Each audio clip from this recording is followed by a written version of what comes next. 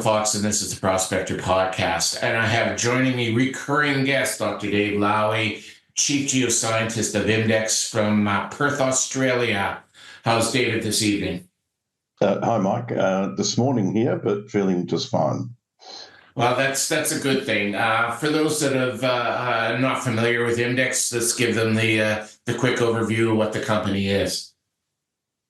Yes, certainly. So we're a global mining tech company. I'm the chief geoscientist here. We operate in all corners of the world.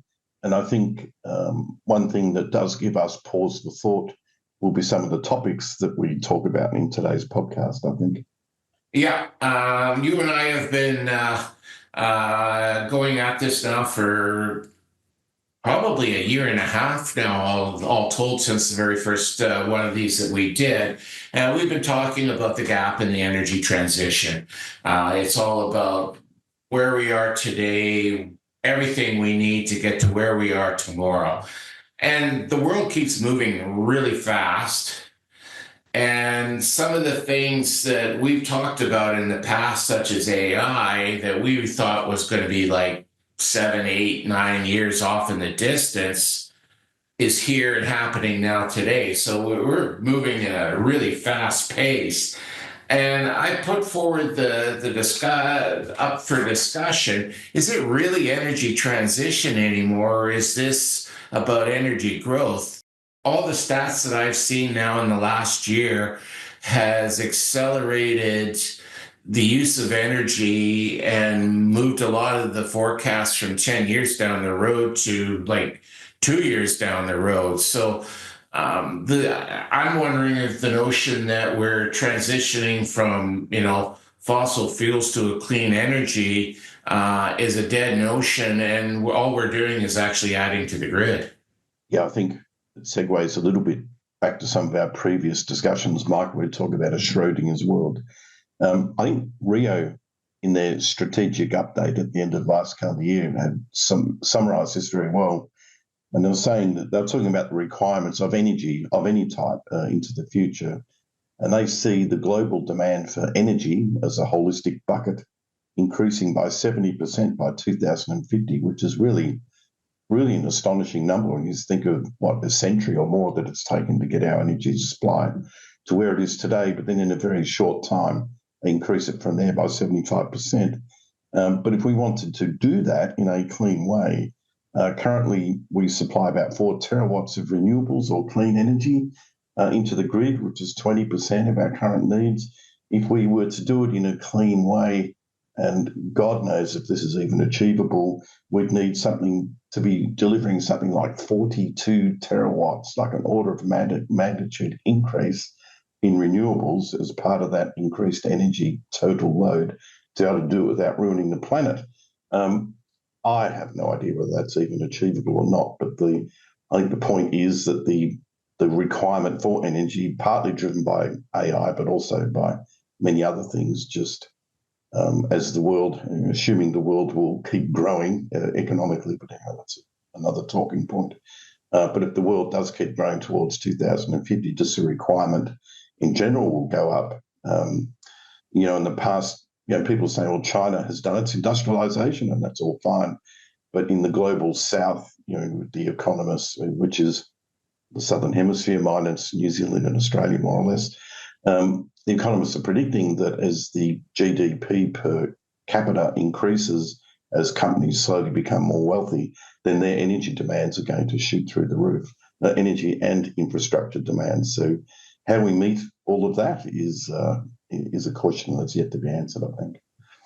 Well, yeah, like even if we take a look at where I live on Prince Edward Island up here in Canada, it's there was an article in the local CBC that suggests that Maritime Electric isn't going to be able to keep up with the grid demand just on our island, and they're going to need to make some major investments into the infrastructure, upgrade the grid within the next 5 years, or even in a small place like where I live, we're going to end up having an energy shortage, and that's just a microcosm to the bigger picture.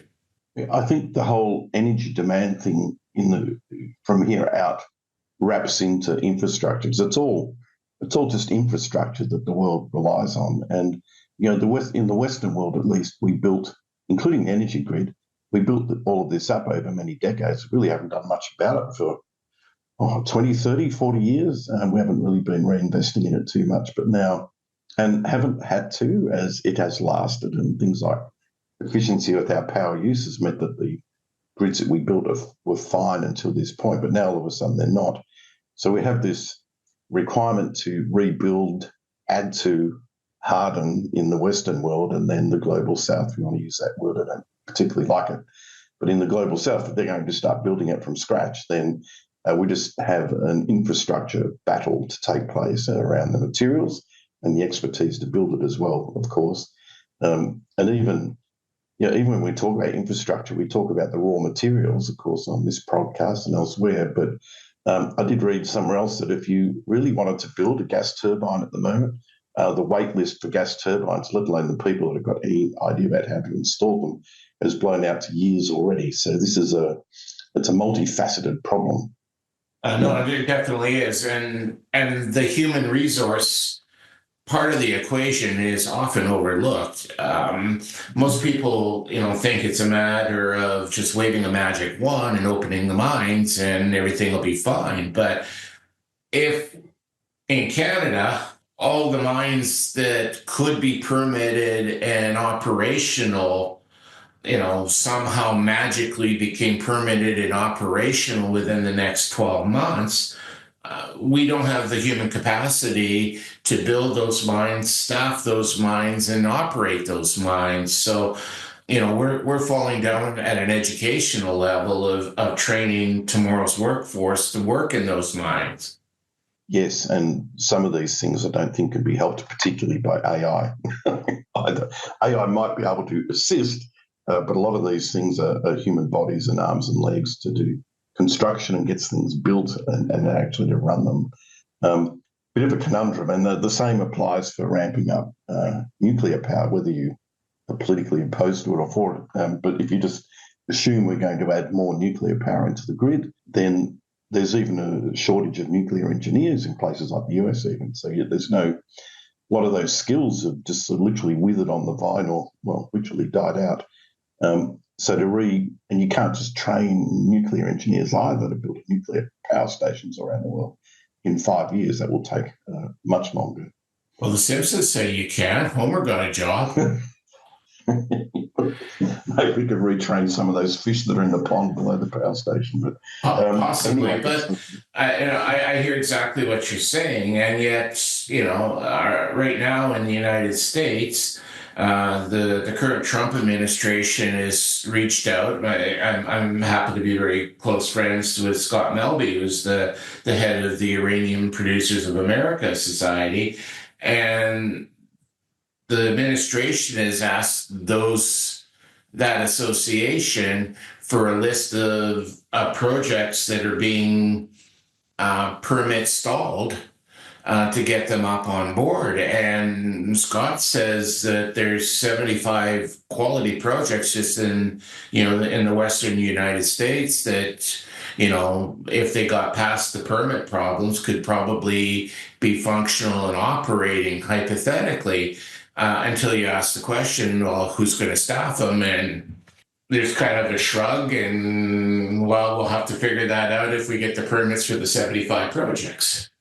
So, there's bottlenecks all the way up and down the supply chain, and I don't see it getting any better quick. I don't think that there's a singular silver bullet that's going to solve this problem, but let's take a look at, we need to be mining a lot of things. And, you put up on LinkedIn a week ago, we were going to do this chat a week ago. And then we decided we'd wait a week and ruminate on the chart. That's probably a good thing we did. We talk about a rapidly changing world, and the world's changed a lot since the week's delay that we did. But we're talking about the top. We took a number of minerals, and we took the top 5 countries where these are mined. by production. And we laid them into a chart, and then we kind of put them as to whether they were U.S. centric or China centric, and if I understood it correctly, is based on how they would traditionally vote in the UN. Now this is kind of 2023, and some of this could even have changed. But there was a lot of things that I noticed that I found interesting. The first being, if you took the top five countries, a lot of these minerals, they control an awful lot of the mine production. Yeah, I think, from a tariffs will come up eventually, but just from a geopolitical point of view, with the commodities that I mentioned there in the plot, a hell of a lot of them are super concentrated into just five countries. And just to make it clear to the audience here, we're talking about mined production, not refined output for industrial use. Another one of those types of plots will go up in the next week or two. But yeah, that concentration of the top five, of many commodities being so concentrated to top five producers is astonishing, actually. And if I look at countries where the concentration of mine supply, so the commodities where the concentration of mine supply is compressed into five countries, you've got lithium, cobalt, nickel, graphite, rare earths, iron ore, and uranium. Those things present what I'd call a geopolitical risk around where they're concentrated in. But some of the commodities are more interesting than others. But one of the other interesting things about the plots, looking at this subset of commodities, which is sort of the subset people talk about a lot, if you look at the two countries that appear most in being in the top five producers of each commodity, China comes out with 9, Australia comes out with 9, and Russia comes out with 6. And then there's the rest.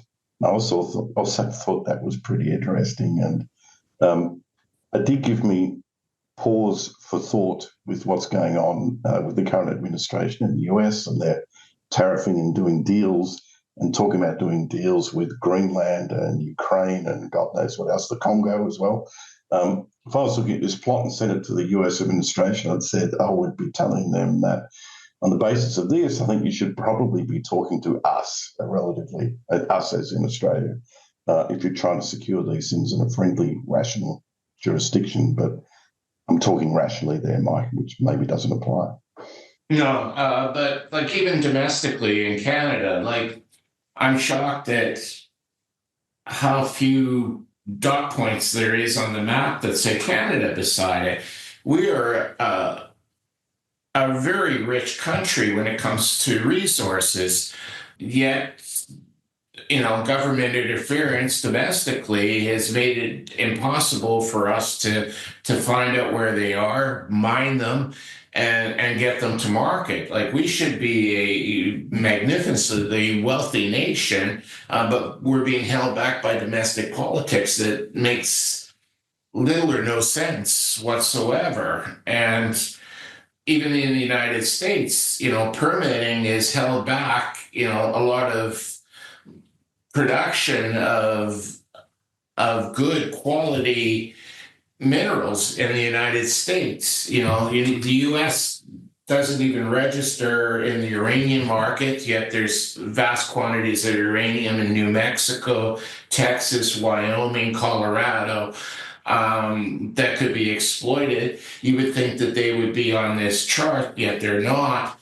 Copper, U.S. is not represented in I apologize. The U.S. is represented. They're the 5th largest in the copper thing. But again, there's vast amounts of copper in the Arizona, New Mexico region of the United States. All these are being tied up with permitting and not getting to market. And in the meantime, you look over on the other side of the coin at China, and, I'm seeing big blue dots all along, most of these commodities, all the way up and down, that China's mining them in their own country. One of the things that I run to is, China doesn't have the same amount of regulations and permitting issues that we have in the West that are of our own device and demise. And I got to wonder out loud, as I do constantly, if we're going to bridge this gap between East and West per se, where are the compromises that we're going to make as the West to make sure that we have these raw materials that we need to continue being industrialized nations? Look, indeed, Mike, and I think if you look at this from a USA point of view, it is really a disturbing plot. And I think, talking about things being rational, I think some behaviour around the US administration waking up to the fact that they do have virtually a total reliance on all of these commodities, on external parties, be they friendly or not, and a lot of them aren't particularly friendly to the US, then they do have a problem, a resource security problem. So I think some of the behaviour, a lot of the world thinks a lot of the behaviours coming out of the US at the moment are pretty, well, let's just call them strange. But when it comes to commodities, maybe not so, actually. And I think they're being treated quite differently in the current discussions around tariffs and things like that. I think that's for a reason that the administration, at least someone in there, looks at this sort of data and has a pretty good appreciation of what it means. And I think it's actually made its way through to the top echelons, if you like. So people will go on the website and start staring at it. And so before the questions come, I will just reiterate that the data is circa 2023. And so some of the dots would move around since. So, for example, the Indonesian nickel dot would be bigger, it'd be at about 60% of supply, and its geopolitical alignment will have drifted to the right. It will have actually drifted towards China. There's been surveys run on that in the relatively recently, the last 6 months. And then the other, because people who don't follow mining and geopolitics, I suppose, are probably wondering why on earth Trump's talking about the Congo. The Congo sits, the Democratic Republic of Congo, for cobalt, which also has lithium resources, is sitting right in the middle between that axis between the USA and China. And I think the administration's looking to say, well, if we can do a deal with the Congo, we're good for cobalt. And indeed, that would be the case. Whether you regard the Democratic Republic of Congo as a stable jurisdiction to sign a deal over the long term is another question entirely. I think there would be other jurisdictions would be slightly safer to do that. And I think the other one there, Mike, it's really interesting, was in the press just yesterday, is uranium. So all of this talk about power, needing power, trying to build nuclear power plants, etc. Exploration for uranium hasn't been particularly active in the last 10, 15 years. It's picked up a bit more lately, but the dominant player there, going back to, again, 2023, is Kazakhstan. It's right over there on the China axis. We don't have a Russian axis on here, but nevertheless, not particularly aligned with the USA.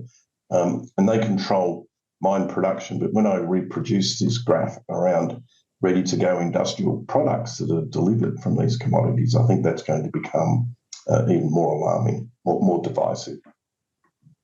Yeah, no, definitely. And, we've talked about, the fact that, there's a new tariff in town, so to speak.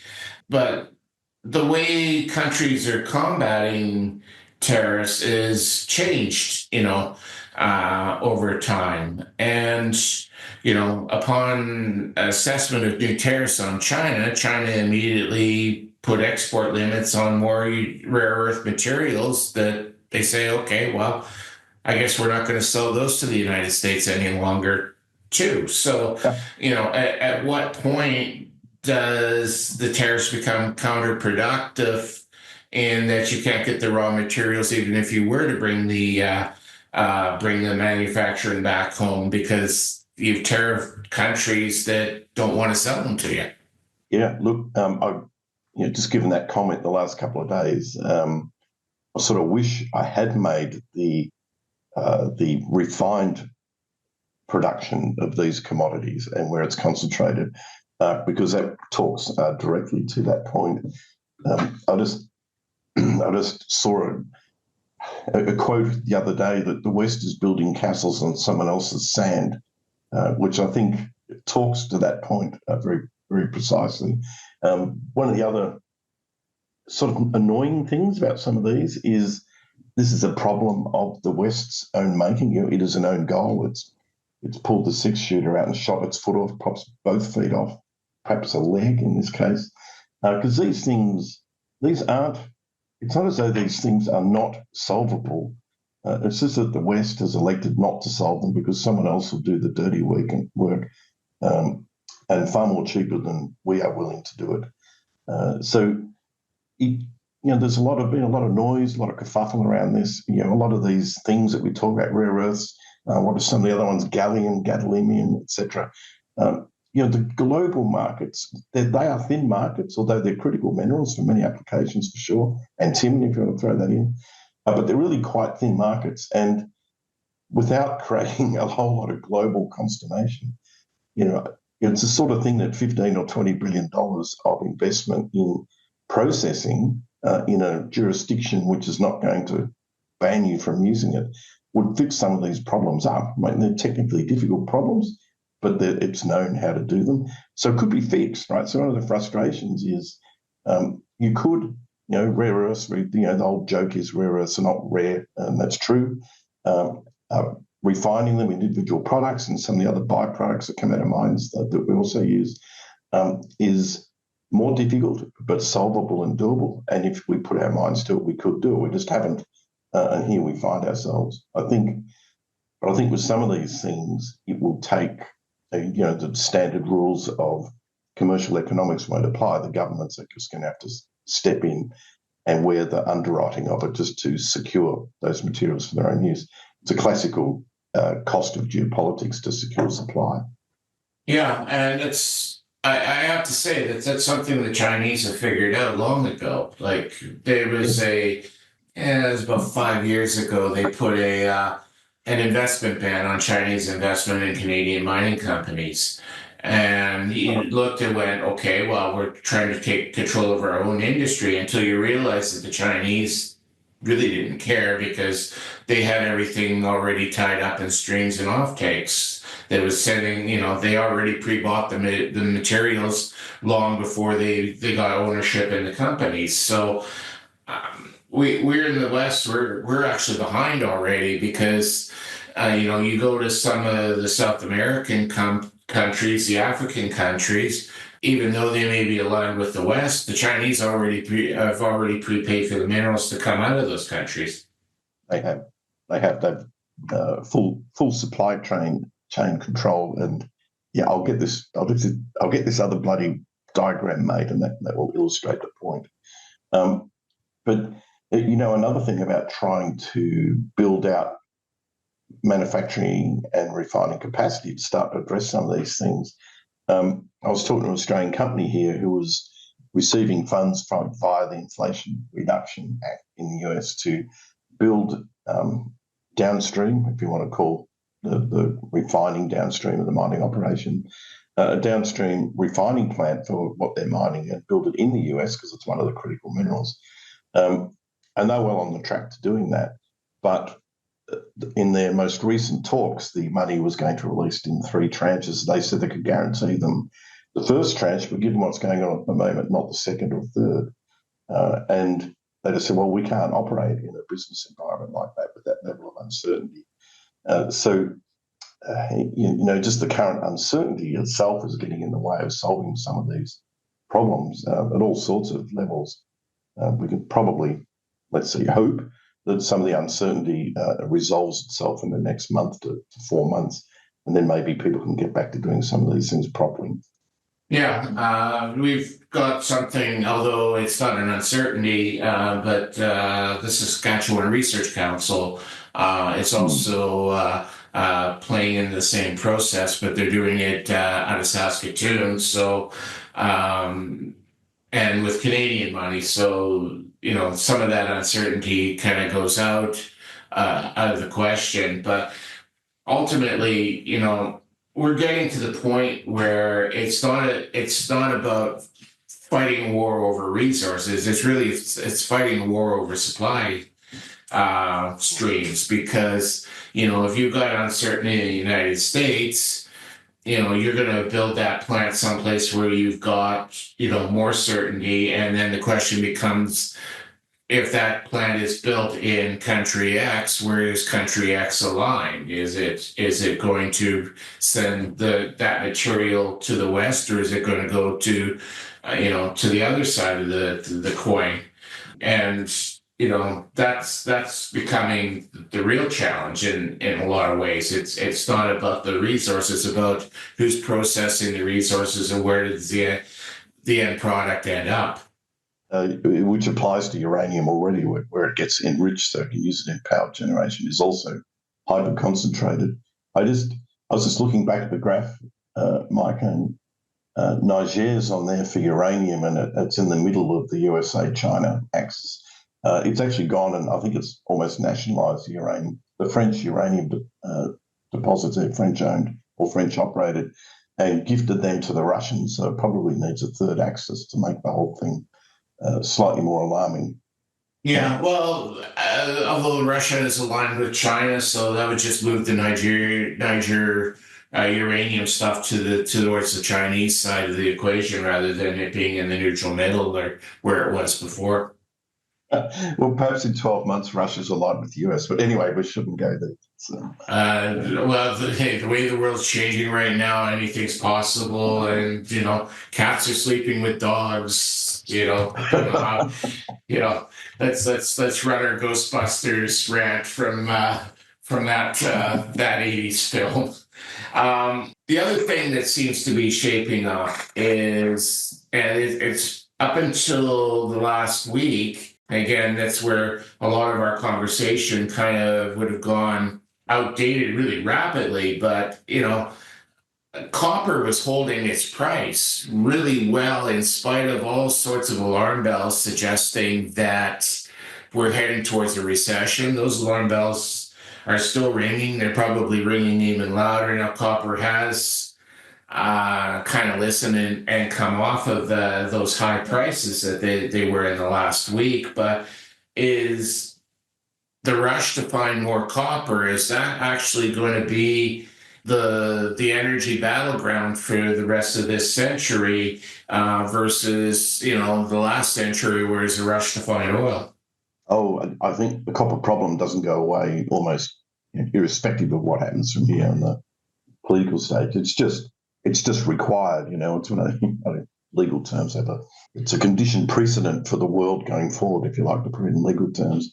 It is just required. And if you look at all of those other commodities on the graphic you're going to put up there, the biggest head scratcher is copper by a long shot, adding to it. And if you look at where people say we're going to need 40 more times this, 30 times more that for graphite, rare earths, that's all, speaking as a geologist, that's all doable. But doubling copper, that's by far and away the biggest challenge on there. So the requirement for copper will stay, it will increase. It's grown since 1900 with a CAGR 3 or 3.5%. It's been very steady over that time as the entire planet industrializes. Going back to the start, with the global south itself starting to increase its standard of living, that involves copper as well. Not even talking about AI or EVs here, just talking about infrastructure level. So we need copper. We will need more of it by 2030, 2040. But we're still confronting this problem that the cost to bring on copper supply, so the capital intensity of per ton, and US dollars is between $20,000 and $44,000, and the price is stuck at around that $10,000 a ton.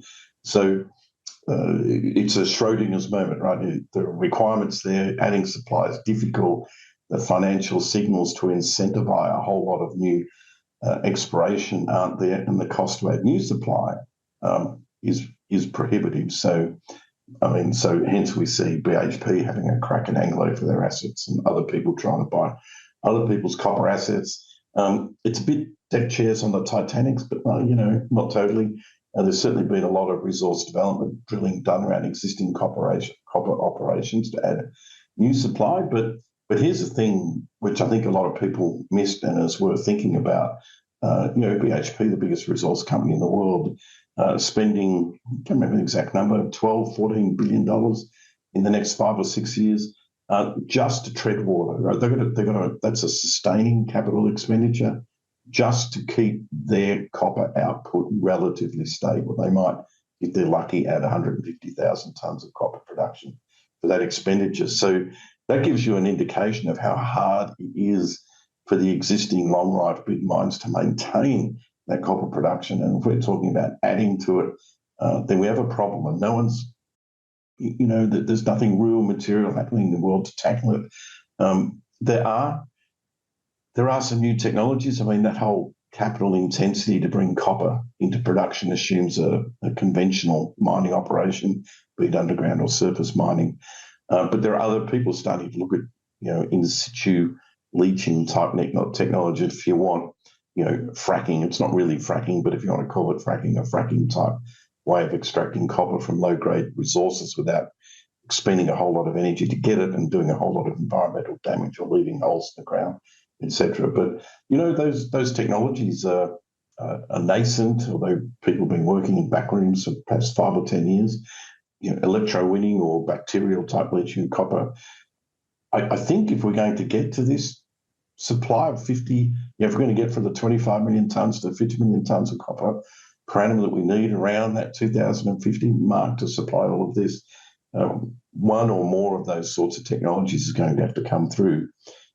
It's a bit like power. Yeah, we need as much of whatever we can generate or need will be used. Right? I don't think we're going to enter a surplus environment with either energy or copper anytime soon. I mean, there will be little wobbles up and down as life goes on, but that CAGR has been around for 130 years almost. I can't see it changing anytime soon. No, I can't either. But the other question, and this is going to come out of left field to you, but I had the pleasure of meeting a company in Toronto during the PDAC, which is taken and created 40% pure graphene, which is virtually unheard of, by basically processing acetylene gas. They blow it up. Like most just really great discoveries, it comes with an explosion. But I kind of wonder, and nobody was really could give me an answer, but is it possible with a pure graphene that some of the copper can be, because graphene is a power conductor, that some of the copper demand could be replaced? I think I can't remember his name, damn it. I've met him in Perth, actually, at a chat to him while I was in Perth a while back. I think a lot of the substitution will happen, but I don't think it will be around the fringes. I think especially things like graphene, but maybe, who knows, that there may be composites that can be made that increase the ability of, per weight of things to conduct power and current, which might reduce the demand. And in some applications, certainly more aluminium substitution can take place, but aluminium has different physical properties to copper. We use copper for a good reason. We could use silver, but that's too expensive. But we use copper for a good reason, and aluminium can be used in some applications, but again, they're limited. But the requirement for aluminium is now going up as well, just with high tension power. Rebuilding power infrastructure and distribution networks. So there's no free kick with aluminium either. And of course, aluminium is incredibly energy intensive to create, which, and it defeats the purpose.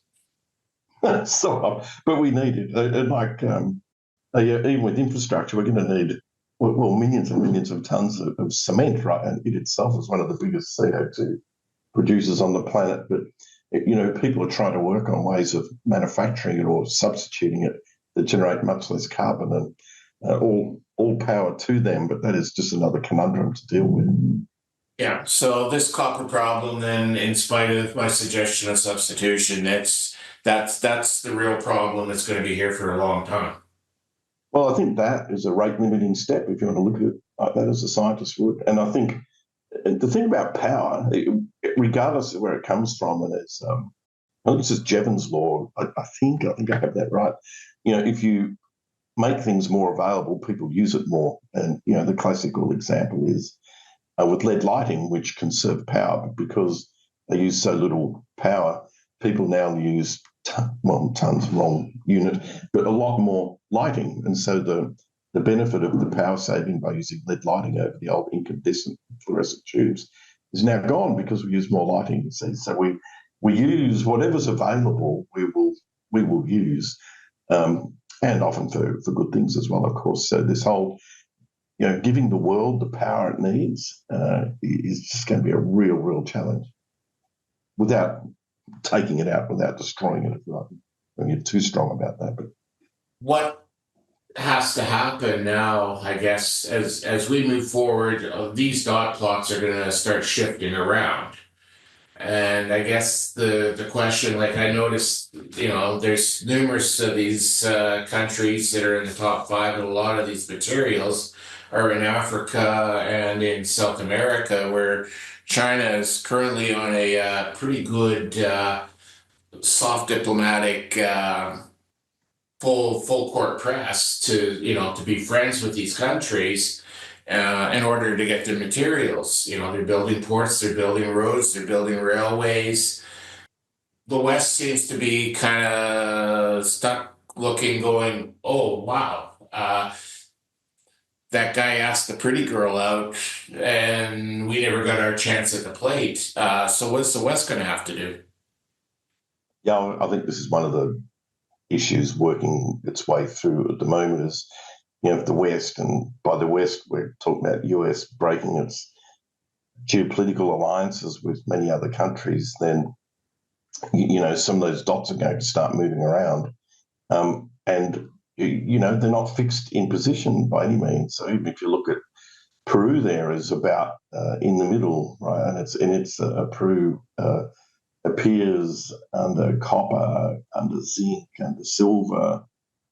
So I'm not going to say Peru's going to move entirely to the right to the China axis, but you could call it in play, right? And a lot of these other countries have a fairly ambivalent attitude to the rest of the world, and they'll just go to whoever pays them attention. If all of a sudden someone's not paying them any attention, they can change their alliance to their own benefit. And Chile is not far off that as well. So the reason those dots are where they are on the map, which we might call favourable, over towards the left, they're there for a reason, right? They're there for decades of political engagement, assistance, cross-trading, favourable nation states, all these sorts of things lead us to where we are now. So to rip that down and put those dots back in play, especially when you're starting from, well, in the US's case, an incredibly weak position, I just don't think is particularly smart. No. The other question that I kind of come to when it comes to some of these minerals, but I remember back in the 70s when I was a kid, your utility companies, they were all government owned. The government owned the utilities, and then privatization happened, and next thing you know, the utilities are private companies. But are we having to get back to the point where the government is actually physically investing in some of these mines in order to be able to shape the direction of where that ore is going? Yeah, you need 20 to 44,000 dollars per ton to build the mine, but our companies, if they partner with the government, does that number go down because the government's willing to put up half the cost? Oh, I think those things are essential now. I think depending a little bit on the commodity, but I think that verticalization of the industry, the vertical integration, happens somewhat just with manufacturers like car manufacturers, for example, the big car manufacturers. But I think governments will start to get involved in some of these commodities in a very similar way. And I think just, the end product is security of supply. The end product for a car company is they need to make a car, and they just need to know they can get the raw inputs without mucking around. You could make the same argument with whole countries needing to know they can get those raw inputs because they're critical to its functioning. So therefore, they just verticalize the supply chain and go right down. And then I think you can treat it economically differently. A lot of some of the commodities on that graph there aren't really traded freely on the market. A lot of them are a lot of the transactions happen in vertical supply chains. I think we'll just see more of that as time goes on. Is it possible that this gives advantage to countries with sovereign wealth funds? Places like Norway, places like Saudi Arabia. I believe Ireland has a sovereign wealth fund, if I'm not mistaken. Does that give them advantage over countries such as the United States that do not have a sovereign wealth fund and have to do it from budget allocation? Yeah, that's a really interesting question. So the one thing about the US is it doesn't have a sovereign wealth fund because it doesn't need one. It can attract any capital it needs for anything. So it sort of doesn't need it, just needs to put its mind to doing it. And it could do it if it put its mind to it. But if you look at some of those other countries now, they'd be thinking, well, why, if we were going to verticalize some of these industries somewhere, who would we do it for? To whose benefit? And I think if Norway was looking at just not singling them out, but they have a giant sovereign wealth fund. If they decide to turn around and say, okay, Europe, we've got a problem with supply chains and locking in supply chains with a lot of these commodities. We're going to put our sovereign wealth fund behind verticalizing the supply of a lot of these materials, and then we don't need to worry about what the rest of the world's doing it. I think with those sorts of sovereign wealth funds, they could be deployed in exactly that way. Perhaps not involving the US at all. And for good reason, the US can raise the capital it needs to do it itself when it works out that it needs to do it. So our gap, let's talk about our ongoing discussions. Let's start with the gap, and then we'll go to Schrodinger's commodities. The gap. I'm not seeing it getting any narrower. Has it gotten worse? I think the outlook for closing it has not improved. The most positive spin on it, like I put on, is it's gone sideways, but it's certainly done nothing to improve itself. Like the head in the sand type scenario. I was just thinking, Mike, about your sovereign wealth fund comment. I was making a joke to some people here the other day, and I was thinking, there's been the joke about Canada joining the EU, which was sort of funny. But I was thinking that you could put together a couple of big trading blocks in the world. You could expand the EU to properly encompass the Nordic countries, and then, and this will upset some people who are listening, but reconstitute the Commonwealth as a trading bloc. And for example, and if you had the EU and the Commonwealth as two trading blocs, which Canada and Australia, South Africa, etc., would be part of, and the UK, they would really be quite powerful trading blocs on the planet if you put them together. I've not done the maths to add them up, but it would really be quite something. Anyway, that was sort of a joke in response to some of the stuff that's been going on. I'm sure some of those former colonized nations in Africa would be really thrilled to have the Commonwealth come back together again. Maybe without the monarchy this time. That'd be probably a good plan. But where does that put the colony of the United States? Does that go back into the United Kingdom, or are they still separatists? They're still separatists. Remember, they're still separatists. Okay. Yeah, they're still separatists. The other common thing that we've discussed in the past: Schrodinger's minerals. Is the cat alive? Is the cat dead? I'm hearing lots of meows coming from boxes that say that that the challenges are getting worse, and the need to keep the cat alive at least has grown. It's a bit silly, but I think the government verticalisation is sort of it would be a way of putting the various cats on life support, I would think. We can't have these cats being dead in the box. It doesn't suit it doesn't suit anyone. So we just need mechanisms. And I think, going right back to the start, Mike, talking about without getting involved, just the tariffing stuff. This conversation's been largely left out of a lot of that so far, and I think that is good. I think that's for a reason, that there's some sort of implicit acknowledgement that this is an issue, and if we start mucking around with supply chains too much around these commodities, and it's going to be bad for everyone. And according to the graph there, especially particularly bad for the US.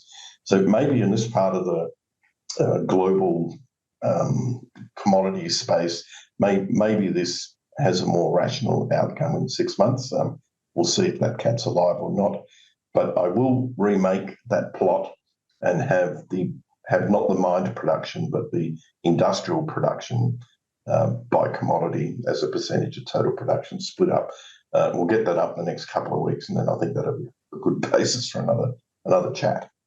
Yeah, it will be in a couple of weeks. That'll put us about the end of April.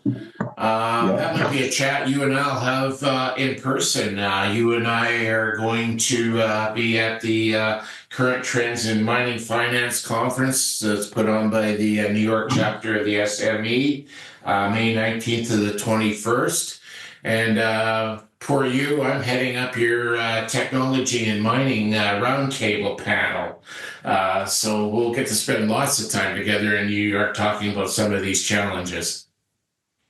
And I couldn't think of a more appropriate place at the moment to talk about them. I feel like it will be a bit like visiting the Death Star, but yeah, it'll be fun. Just need to be able to get out again and also get in. Get in to be able to get to the top. I'm sure it'll be fine.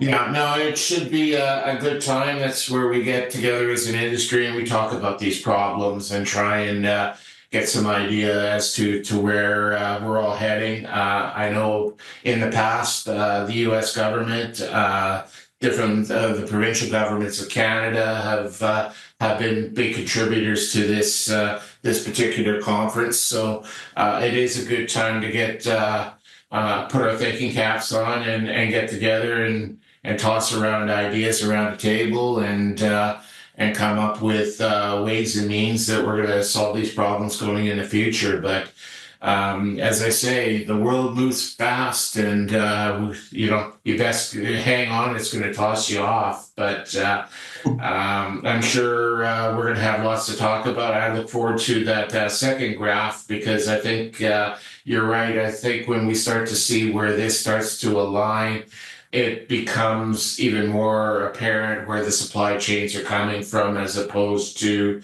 where the commodities themselves are going to be mined. But interesting times, that's for sure. And I thank you very much for joining me again.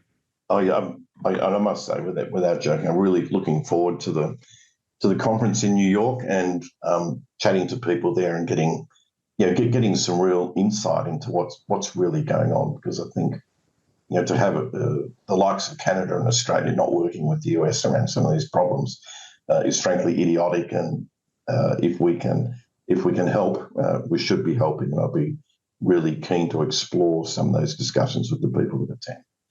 I agree. So looking forward to it. Thanks again, Dave. Thanks, Mike. The Prospector News podcast is for educational purposes only. The opinions expressed are those of the participants and are not to be taken as investment advice. Listeners need to do their own due diligence and seek advice of a licensed investment advisor.